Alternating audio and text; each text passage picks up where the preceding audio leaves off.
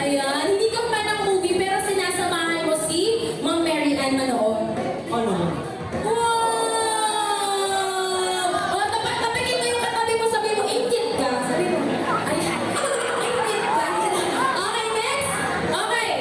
Who apologizes first during the argument?